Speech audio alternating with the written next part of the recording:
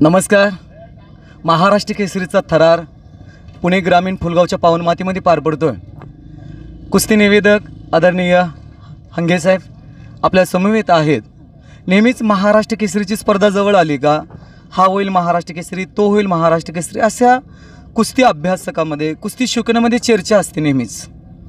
तर सर, गेली अनेक वर्ष तुम्ही पैलवानकी म्हणूनही काम केले, पुन्हा कुस्ती संघटक म्हणून काम केले, कुस्ती पंचच्या भूमिकेमध्ये तुम्ही काम करताय. आता मॅटवरला मातीतल्या सुंदर लढती आणि संध्याकाळच्या सत्रामध्ये आपण मातीतल्या आणि मॅटवरल्या लढती पाहणारच आहोत. पण त्यापूर्वी माझा असा एक प्रश्न आहे की तुमच्या मनातला महाराष्ट्र केसरी कोण होईल असं तुम्हाला वाटतंय? वेळेचं आणि तंत्रज्ञानाचं गणित ज्याच्याकडे आहे तो महाराष्ट्र केसरी होईल. कुस्ती दोन पायाची वावडी आपण कायम सांगतो. कुस्तीचा निकाल क्षणाक्षणाला बदलत असतो. तरीसुद्धा गतवर्षीचा महाराष्ट्र केसरी शिवराज राक्षे हा माझ्याच नव्हे बऱ्याच जणांच्या मनामधला महाराष्ट्र केसरी होऊ शकतो. परंतु त्याच तोलामोलाचा दुसऱ्या हाफमधून गादी विभागातून पृथ्वीराज पाटील आणि हर्षद कोकाटेची कुस्ती आहे. तिथंच कडवी झुंज पाहायला मिळू शकते. आणि माती विभागामधूनही पुन्हा एकदा त्याच इराद्यानं सिकंदर शेखही उतरला आहे. आत्ता तरी सांगणं कठीण आहे की कोणी होईल, परंतु शिवराज राक्षेची तंत्रज्ञान पाहता, तो कुस्ती करण्याची त्याची पद्धत पाहता, त्याची ताकद पाहता नक्कीच शिवराज राक्षे महाराष्ट्र केसरीची पुन्हा एकदा गदा खांद्यावर घेईल अशी तमाम प्रेक्षकांची पण अपेक्षा हीच असावी असं मला वाटतं. तो येणारा काळच ठरवणार आहे. आणि एकेकाळचे नामांकित पैलवान लोखंडे साहेब, ज्यांच्या नावामध्येच बाळू लोखंडे असं नाव आहे, काळू लोखंडे, काळोप्पा लोखंडे, काळासारखा पहाडात तब्येत लाभलेले, आणि त्यांच्या मनातला महाराष्ट्र केसरी आपण जाणून घेऊया. मी आपल्याला सांगू इच्छितो की माती विभागामध्ये सिकंदर शेख आणि पृथ्वीराज मोळ यांची संध्याकाळच्या सत्रामध्ये अशी प्रेक्षणीय कुस्ती होईल. आणि त्यातून तुल्यबळसुद्धा पृथ्वीराज मोळ हा सुद्धा आहे. आणि त्यांच्यातून जो निवडून येईन आणि त्याच्यानंतरची एक कुस्ती आहे. आणि इकडं मॅट विभागावर शिवराज राक्षे आणि तो बलाढ्य ताकदीचा गतवर्षीचा महाराष्ट्र केसरी असल्यामुळं सर्व तमाम प्रेक्षकांची त्याच्याबद्दल जास्त महाराष्ट्र केसरी होण्याची तीव्रता जास्त वर्तवली जाते. धन्यवाद. मामा, तुम्हाला कोण असं वाटते महाराष्ट्र केसरी? मला आता तेच, आता जे बोलले हे तेच वाटते मला. जे आपले म्हणजे राक्षे जे राक्षांच्या खेळण्याची आणि टेक्निकची ज्यादा ही आणि त्या टेक्निकमध्ये शिवराज राक्षे होतील अशी एक अपेक्षा आहे. बघूया. संध्याकाळच्या सत्रामधनं माती आणि मॅट विभागामध्ये फार सुंदर लढते आहेत. सर, अजून एक असा प्रश्न विचारा वाटतो, शिवराज राक्षकडे असे वेगळे काय गेट्स आपल्याला पाहायला मिळतात का? वेगळी तिची रणनीती पाहायला मिळते का? कारण एखादा पैलवान आहे ना, मैदानावरती उतरल्यानंतर आहे ना, तिची रणनीती हे सर्वात मोठं शस्त्र असतं. आणि त्याच्यामध्ये तो यशस्वी झाला तर विजयश्री खेचून आणायला त्याला फार अडचण होत नाही. शिवराजच्या आत्तापर्यंतच्या कुस्त्या फार सुंदर प्रश्नही झालेत, काही कुस्त्या चीज झालेत, काही 10-0 झालेत. तर ती वेगळं काय असं पाहायला मिळते का आपल्याला? प्रतिस्पर्ध्याला आक्रमणाला वेळ न देणे हीच त्याची रणनीती आहे.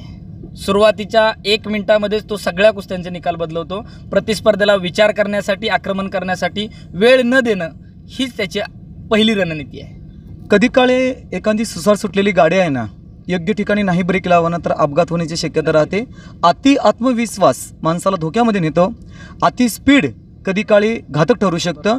गुणाधिक्याने तुम्ही पुढे असाल आणि जर तुमच्या स्पीडला कुठेतरी लगाम नाही बसवला तर तिथे अपघात होण्याची शक्यता राहते. म्हणजे तुम्ही तुमच्या प्रतिस्पर्धकाला चान्स देता. दुसरा असा प्रश्न आहे की पहिला 3 मिनिटाचा राऊंड आहे, 30 सेकंदाची विश्रांती आहे, त्यानंतरचा 3 मिनिटाचा राऊंड आहे. तर पहिल्या राऊंडमध्ये काही स्पर्धक, तुम्ही पृथ्वीराज पाटलाची कुस्ती बारकाईने बघितली, हर्षद सदगिरे 2019चा महाराष्ट्र केसरी, तिची कुस्ती बघितली ना, तो पैलवान आहे ना शांत मात्यानं लढतात. अगदी पुढल्याची रणनीती समजून घेतात. किती त्यानं भडकवण्याचा प्रयत्न केला तर आक्रमक न होणे, आपल्या रणनीतीनुसार मनातल्या आराखड्यानुसार चालत राहणे, नवी कल्पना मांडताना त्याचा पूर्ण सराव करून घेतला असेल तरच ती कल्पना अस्तित्वामध्ये उतरवणे. अलीकडं 2023च्या कोथरूडच्या अधिवेशनात आलेली कुस्ती पृथ्वीराज पाटील 2022चा महाराष्ट्र केसरी आणि माऊली कोकाटे, त्यावेळेला माऊली कोकाटेने पृथ्वीराज दादावरती विजय मिळवला होता. तीच संध्याकाळच्या पुनरावृत्ती होईल का? वेगळं तो काय पण वाटतं? तसं सांगता येत नाही, कारण गेल्या वर्षी ज्या पृथ्वीराजनं चुका केल्यात कदाचित त्या चुका तो सुधारेल आणि यावर्षी पुन्हा एकदा नव्या दमाने लढेल. आणि माऊली कोकाटे गेल्या एका वर्षामध्ये पुन्हा एकदा त्यांनी प्रगती केलेली आहे. त्याच्यामुळं त्या कुस्तीबद्दल आत्ता अंदाज व्यक्त करणं फक्त अंदाजच राहू शकतो, कारण दोघंही पैलवान कोणत्याही क्षणाला कुस्तीचा निकाल बदलवण्याची क्षमता ठेवतात. त्याबद्दल त्या कुस्तीबद्दल आत्ताच आपण काहीतरी अंदाज व्यक्त करण्यामध्ये मला वाटत नाही काय हशील आहे, कारण दोघंही अनुभवसिद्ध आहेत. दोघांचाही अनेक स्पर्धांचा अनेक मैदानांचा अनुभव आहे. दोघांची लढण्याची रणनीती, कारण मला वाटतं हीच कुस्ती सातारला आली होती, तो निकाल बदलवला कोथरूडमध्ये माऊली कोकाटेनं आणि पुन्हा एकदा ती कुस्ती आली.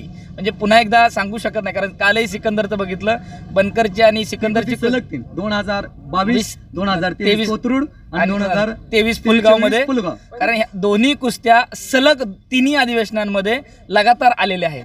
त्याच्यामुळं प्रत्येकाने एकमेकाला हरवलंय. काल सिकंदरनं प्रकाश बनकरला हरवलं, कदाचित सातारची चूक त्यांनी दुरुस्त केली आणि उद्या पृथ्वीराज पाटीलही ती चूक दुरुस्त करेल अशी अपेक्षा वाटते. हे मॅट विभागातलं झालं. माती आखाड्यामधनं अनुभवसिद्ध असणारा आणि मैदानी भारताचा बेताज वास्या म्हणून सिकंदर शेख अगदी नावलौकिक करतो. उत्तर भारतात अनेक पलवानांना चारीमुंड्या चित करत चालला. जैसा पट्टे असेल, प्रितिपाल असेल, उमेश मथुरा असेल, मंजित खात्रे असेल, असे अनेक पलवानाबरोबर अनेक नावं सांगता येतील आपल्याला. अनेक पलवानाला चित करत चालला आहे. मैदानी तो चांगला चालतो प्लेअर. पण पृथ्वीराज मोहोळ अगदी नव्या दमानं, नव्या जोशानं तिची लढण्याची अलीकडली ढब, एक वेगळं कौशल्य, शांत मात्यानं पुढल्यावरती आक्रमक करत पवित्रा घेत तो विजयश्री खेचून आणत चालला आहे. त्याच्या आत्तापर्यंत झालेल्या 2 सत्रामधल्या तुफानी कुस्ती अगदी वाखाणण्याजोग्या आहेत. पृथ्वीराज मोहोळकडनं आपल्याला काय अपेक्षा, वेगळं पण काय जाणवतंय का? एक, पृथ्वीराज मोहोळ हा कमी वयामधला, कमी दिवसामध्ये प्रगती करून आलेला मल्ला आहे. त्याचं वय आणि लढण्याची डब जर पाहिली आणि तुम्ही कालची कुस्ती बघा, समीर शेख बरोबर ज्या पद्धतीनं त्यानं विजय मिळवला. 2022 साली हीच कुस्ती थेरगावला झाली होती स्पर्धेमध्येच. त्यावेळेस समीर शेखनं अतिट्रेतीच्या लढतीमध्ये पृथ्वीराज मोहोळला पराभूत केलं, पण काल ती चूक त्याने दुरुस्त केली आणि समीर शेखला एकतर्फी पराभूत केलं. सतत कुस्ती करत राहणं आणि आपल्या ताकदीचा पुरेपूर वापर करणं हे पृथ्वीराज मोहोळ करतो. त्यामुळं सिकंदर शेख बरोबर ती कुस्ती त्याला चांगल्या पद्धतीने करेल. जसं तुम्ही मगाशी सांगितलं की एखादी गाडी सुसाट चालली तर अपघात होण्याची शक्यता जास्त असते, तिला ब्रेक वेळेला लावणंही गरजेचं असतं. सिकंदर मैदानी कुस्तीमध्ये तो वेगाची मर्यादा पाळत नाही आहे. स्पर्धेमध्ये ते तंत्र थोडं धोकादायक बऱ्याच वेळा त्याला धोकादायक ठरलेलं आहे. त्यांनी त्याच्यावरती जर कंट्रोल केलं तर पृथ्वीराज मोहोळवरती पण त्याला विजय मिळवणं सहज शक्य आहे. असं मला दुसरं एक सूचित करायचं आहे की महाराष्ट्र केसरीच्या माती आखाड्यावरनं सिकंदरला इतकं फार मोठं आव्हान नव्हतं. अगदी छोटी छोटी आव्हानं त्याच्या समोर होती आणि अजूनही मला विक्रम भोसले, संदीप मोठे यांच्यातला विजय होणारा तिथेही फार मोठं आव्हान नाही. आणि पृथ्वीराज मोहोळ, कारण हे समपट्टीतले पलवान आहेत. सिकंदर थोडा वयानं आणि अनुभवानं सिद्ध पलवान आहे. कारण एखाद्या मोठ्या पलवानाबरोबर आपण लढतो तर प्रदीर्घ आपल्याकडे अनुभव येतो, लढण्याचं वेगळं कौशल्य येतं, सातत्यपणा, मेहनत, जिद्दीनं त्यानं त्याचं यशाचं शिखर गाठलेलं आहे. सिकंदर शेख हा मातीमधनं वन साईड चालला आहे. तसं मॅट विभागाला नाही. मॅट विभागाला चांगली पोरं लढलेत. शिवराज राक्षे असेल, पृथ्वीराज पाटील, कारण हे दोन्ही महाराष्ट्र केसरी पाठीमागचा अनुभव आहेत आणि मॅटचे चांगले अभ्यासक आहेत, जागतिक विजेता आहेत. माऊली कोकाटे हाही जागतिक विजेता आहे, तोही मॅटचा चांगला अभ्यासक आहे. मॅटवरती कडवा संघर्ष मला पाहायला मिळतं. याबद्दलचं काही सांगाल का? मॅट आणि माती विभागात आपण तुलनात्मक बोलतोय, हे दोन्ही विभाग चांगलेच आहेत. महाराष्ट्र मातीतल्या कुस्तीवरती प्रेम करतो का? तर नक्कीच करतो, पण जागतिक स्तरावरती कुस्ती टिकायची असेल तर मॅटची कुचदर नाही, काळाची गरज आहे. आणि बदल ही काळाची जनी नाही बदललं तर आपण काळाच्या ओघात पाठीमागं राहतो. येणारा पिढी आपल्यावरती हसत राहते. याच्याबद्दलचं काय सांगाल? मॅट आणि माती विभाग याचे तुलनात्मक आपण बोलतोय. अंतिम लढत ही गादीवरती होत असते आणि तुम्ही 2 वर्षाचा अनुभव पाहिला तर गेल्या वर्षी शिवराज राक्षे जो महाराष्ट्र केसरी झाला तोही गादीवरचा झाला. त्याच्या अगोदरचं सातारा अधिवेशन तोही गादीवरचाच महाराष्ट्र केसरी झाला. तंत्र बदलतंय. जगाने, महाराष्ट्रातील पैलवानांनी गादी ॲक्सेप्ट केलेली आहे बऱ्यापैकी. आणि आत्ता जर तुम्ही विचारलं तर गादी विभागाचं पारडं हे जड दिसतंय. तंत्रज्ञान, अनुभव, आंतरराष्ट्रीय स्पर्धा याचा जर परिपूर्ण विचार जर केला तर गादी विभागाचं पारडं जड आहे, नक्कीच जड आहे. परंतु कुस्ती शेवटी कुस्ती आहे. विजय चौधरी ट्रिपल महाराष्ट्र केसरी माती विभागातून झाले, हाही एक इतिहास आहे. पुन्हा एकदा कुस्ती ही शक्यता अशक्यतांचा खेळ आहे. त्याच्यामुळे सगळ्या पैलवानांसाठी शुभेच्छा. आत्ता तरी अंदाज व्यक्त करणं थोडं मुश्किल आहे, परंतु गादी विभागाचं पारडं जड दिसतंय. आपण कुस्तीच ध्यास यूट्यूब चॅनल माध्यमातून या सगळ्या पलवांना गादी आणि माती महाराष्ट्र केसरी पुरतं बोलतोय आपण ओपन गट गादी आणि माती यांना शुभेच्छा देऊया. कुस्ती ध्यास यूट्यूब चॅनलचे संस्थापक आणि कॅमेरामन दीपक पवार यांच्या समेत मी निवेदक परशुराम पवार आटपाडीकर. धन्यवाद.